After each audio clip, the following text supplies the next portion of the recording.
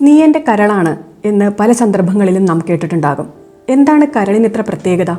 നമ്മുടെ ശരീരത്തിലെ പ്രധാനപ്പെട്ട അവയവങ്ങളിൽ ഒന്നാണ് കരൾ.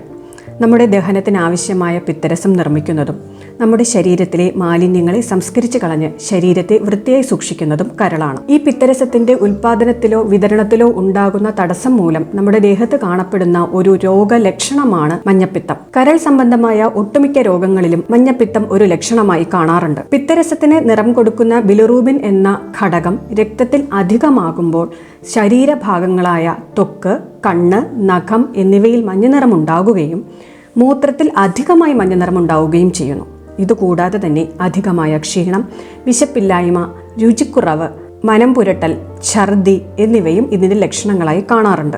മഞ്ഞപ്പിത്തത്തിന്റെ രോഗനിർണയത്തിനായി ഹീമോഗ്ലോബിൻ, ചുവന്ന രക്താണുക്കളുടെ അളവ്, ശ്വേതരക്താണുക്കളുടെ അളവ്, പ്ലേറ്റ്ലെറ്റുകൾ, അതുപോലെ തന്നെ liver function test, hepatitis A, B, C എന്നിവയുടെ ടെസ്റ്റുകളും ചെയ്യേണ്ടതാണ്. പഞ്ചകർമ്മ ചികിത്സയായ വിരേചനം മഞ്ഞപ്പിത്തത്തിന്റെ പ്രധാനപ്പെട്ട ഒരു ചികിത്സയാണ്. രോഗിയുടെ ശരീരത്തിന്റെ ബലത്തിനെയും രോഗത്തിന്റെ തീവ്രതയെയും അടിസ്ഥാനമാക്കി ഒരു വൈദ്യന്റെ നിർദ്ദേശപ്രകാരം അത്യുത്തമമായ ശോധന ചികിത്സകളും ശമന ചികിത്സകളും തിരഞ്ഞെടുക്കാവുന്നതാണ്.